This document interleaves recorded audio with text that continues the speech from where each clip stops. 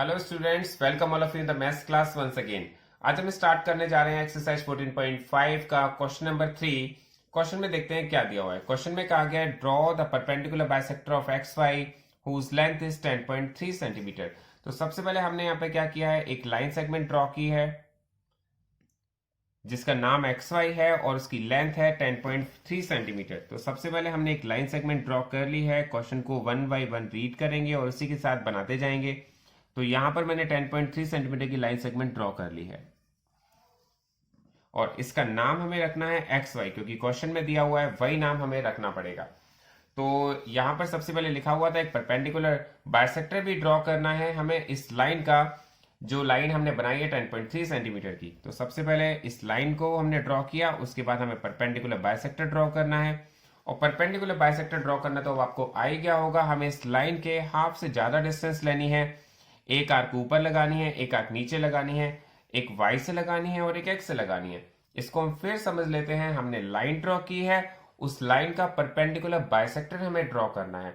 अब perpendicular bisector कैसे draw होगा, आपको पता ही है कि इस लाइन के हाफ से ज्यादा डिस्टेंस लेकर के एक आर्क ऊपर लगानी है और एक आर्क नीचे लगानी है।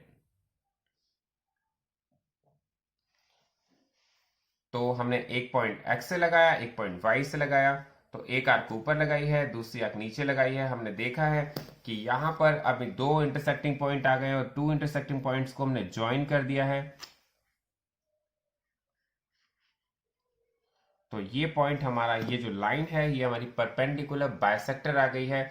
ये आप सबको बहुत ही अच्छी तरह से क्लियर हो जाना चाहिए। अब आपसे कहा गया है take any point P on the perpendicular bisector drawn examine whether P X and P Y. हमारे पास जो ये परपेंडिकुलर बाइसेक्टर आया है, इस पर कहीं पर भी आपको एक पॉइंट लेना है। तो मैंने यहां पर एक पॉइंट P ले लिया है और फिर आपसे कहा गया आप इसको चेक कीजिए क्या पी एक्स और पी वाई इक्वल है। तो हमने सबसे पहले इसको ज्वाइन किया है। मैंने P को X से ज्वाइन किया है और P को Y से ज्वाइन किया है। P को X से ज्वाइन किया, P को Y से ज्वाइन किया, फिर चेक किया क्या PX और PY इक्वल हैं। तो PX को मैंने मेजर किया है तो ये 5.5 सेंटीमीटर की है और PY को मैंने मेजर किया है तो ये भी 5.5 सेंटीमीटर है। तो आपसे कहा गया है PX is equal to PY। तो हमने कहा है PX is equal to PY और यहाँ पे लिख दिया है यस। तो इसका आंसर आ गया है यस। ये आपको पहला पार्ट बहुत ही अच्छी तरह से क्लियर हो जाना चाहिए। अब इसका सेकंड पार्ट कहा गया है if M is the mid point of X Y. देखिए यहाँ पर ये जो पॉइंट है ये इसका मिड पॉइंट है, क्योंकि मैंने बताया था परपेंडिकुलर बाइसेक्टर है तो परपेंडिकुलर बाइसेक्टर तो मिड पॉइंट पर ही मीट करता है। आपसे कहा गया है अगर M इसका मिड पॉइंट है तो हमने इसको मिड पॉइंट को M लिख लिया है।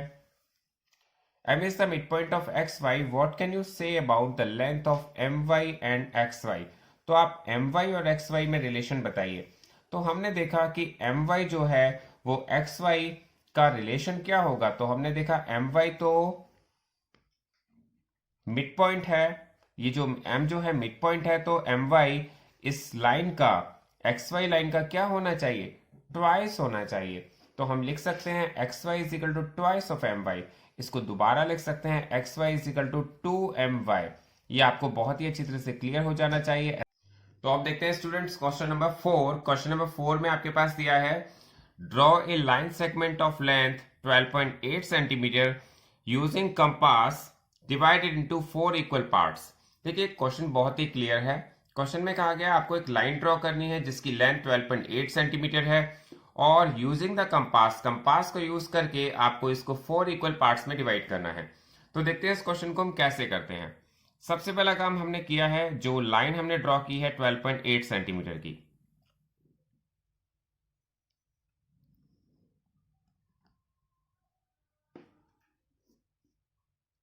तो हमने यहाँ पे लाइन ड्रॉ कर दी है जिसका नाम मैंने ए बी रख लिया है और ये जो लेंथ है इसकी टोटल वो है 12.8 सेंटीमीटर जो हमसे क्वेश्चन में कहा गया था। अब आपसे कहा गया है इसको 4 इक्वल पार्ट्स में डिवाइड कीजिए। देखते हैं कैसे करते हैं। सबसे पहले ये हमें पता है, अभी हमने सीखा है एंगल बाइसेक्टर कैसे किया जाता है। हम किसी भी लाइन को 2 इक्वल पार्ट्स में तो डिवाइड कर सकते हैं। तो कैसे करते हैं, मैंने आपको बताया था कि आपके पास जब भी कोई लाइन दी जाती है, आप उसमें हाफ से ज्यादा डिस्टेंस आप आइडिया से ले सकते हैं, कोई ऐसा नहीं है कोई मेजरमेंट आपको लेनी है। हाफ से थोड़ी सी ज्यादा डिस्टेंस लेकर के आप एक आर्क ऊपर लगाते हैं और एक आर्क नीचे लगाते हैं, और फिर आप ए को सेंटर लेकर के एक आर्क ऊपर लगाते हैं और एक आर्क नीचे लगाते हैं।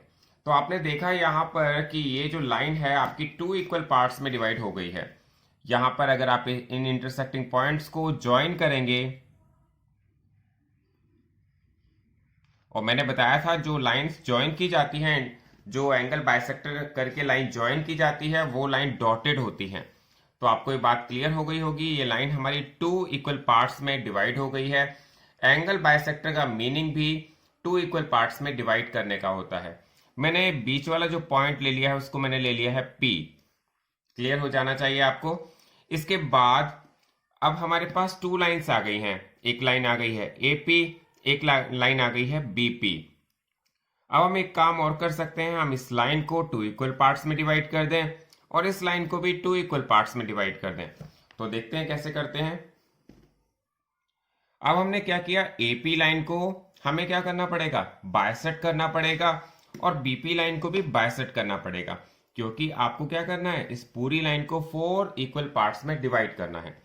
तो मैंने क्या किया, P पर कंपास को रख करके, कंपास को सेंटर लेकर के मैंने क्या किया, इसको एक परपेंडिकुलर बाइसेक्ट कर दिया। वो कैसे किया जाता है मैंने बताया।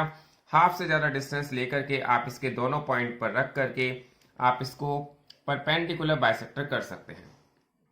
सिमिलरली मैंने बी को सेंटर लेकर के एक आर्क लगाई ऊपर, एक आर्क लगाई नीचे, और P को सेंटर रख करके एक आर्क मैंने ऊपर लगाई है, एक नीचे लगाई है। और यहां पर बहुत ही क्लियर हो जाना चाहिए कि ये हमारा परपेंडिकुलर बाइसेक्टर आ गया है, जिसको मैंने डॉटेड लाइन से ज्वाइन कर लिया है। और सिमिलरली यहां पर भी एक पॉइंट आ गया है, यहां पर भी 2 इंटरसेक्टिंग पॉइंट आ गए हैं, जिनको मैंने डॉटेड लाइन से ज्वाइन कर लिया है। तो अब हमारी ये लाइन 4 इक्वल पार्ट्स में डिवाइड हो गई है। कैसे हो गई है, बहुत अच्छी तरह से पहले देखते हैं। पहले हमारे पास एक लाइन सेगमेंट जो AB थी, हमने उसे 2 इक्वल पार्ट्स में डिवाइड किया। फिर उसके बाद हमने क्या किया, हमारी लाइन 2 पार्ट्स में डिवाइड हो गई थी, इस पार्ट को भी हमने 2 इक्वल पार्ट्स में डिवाइड कर दिया, और जो दूसरी लाइन सेगमेंट थी उसको भी हमने 2 इक्वल पार्ट्स में डिवाइड कर दिया। तो हमारे पास अब इसके 4 इक्वल पार्ट्स आ चुके हैं। इसको चेक करते हैं, ये 1 पार्ट है, ये सेकंड पार्ट है, ये थर्ड पार्ट है, और ये फोर्थ पार्ट है। आपकी जो लाइन सेगमेंट थी उसकी जो टोटल लेंथ आपके पास दी गई थी, वो दी गई थी 12.8 सेंटीमीटर। तो इसका हमारे पास ईच पार्ट कितना आना चाहिए, आप इसे चेक करके देखिए। हमें क्या करना पड़ेगा, 12.8 का डिवाइड करना पड़ेगा 4 से। 4 से डिवाइड क्यों करना पड़ा है, क्योंकि 4 पार्ट्स में हमने इस लाइन को डिवाइड कर दिया है। आप इसको डिवाइड करके देख सकते हैं। हम देखते हैं 4 की टेबल 4 3 12, यहां पर 12 आ जाता है। फिर 12 में से 12 माइनस होता है, 0 आता है। फिर आप ऊपर से 8 उतारते हैं, डेसिमल लगाते हैं, और 4 2 8 आ जाता है। तो आपने देखा हमारे पास ईच लाइन सेगमेंट जो आनी चाहिए वो 3.2 सेंटीमीटर की आनी चाहिए। तो इसका मतलब हमें इसे वेरीफाई भी करना है। आपसे कहा गया है इसको चेक कीजिए, क्या ये ईच पार्ट 3.2 सेंटीमीटर का है। तो मैं यहाँ से चेक कर रहा हूँ, आप भी अपने स्केल से, रूलर से चेक कर सकते हैं।